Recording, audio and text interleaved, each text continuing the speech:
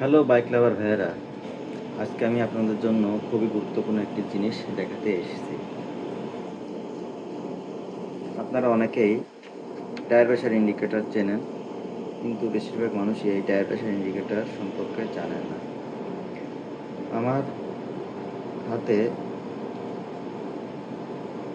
যে ইন্ডিকেটরগুলো দেখছেন, এগুলো হলো টায়ার প্রেশার ইন্ডিকেটর। প্রথমে আমার বাইকের পেছনের চাকায় একটি ইন্ডিকেটর লাগাচ্ছি। এটা দেখুন, লাগানোর পরে সম্পূর্ণ ইন্ডিকেটরটি সবুজ হয়ে গেছে।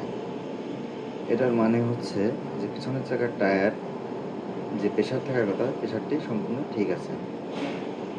এবার আমি আমার সামনের চাকায় একটি ইন্ডিকেটর লাগাচ্ছি। সামনের চাকায় ইন্ডিকেটরটি লাগানোর পরে দেখলাম যে সম্পূর্ণ ইন্ডিকেটরটি সবুজ হয়নি। ইন্ডিকেটরের কিছু অংশ লাল আছে। এর মানে হচ্ছে হয়তো সামনের চাকার প্রেশার কম আছে। ইন্ডিকেটর ঠিক আছে কিনা এটা দেখার জন্য আমি আবার আরেকটি ইন্ডিকেটর সামনের চাকায় লাগালাম।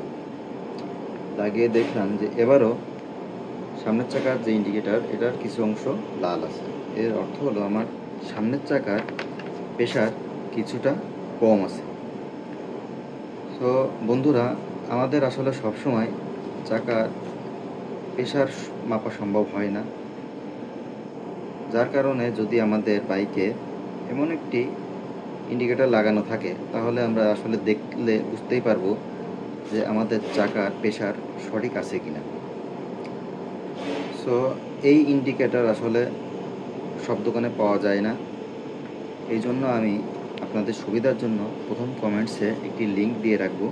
আপনারা চাইলে যদি আপনাদের প্রয়োজন হয়, সেক্ষেত্রে আপনারা লিঙ্কে ঢুকে অর্ডার করতে পারেন। ভিডিওটি দেখার জন্য ধন্যবাদ। আসসালামু আলাইকুম।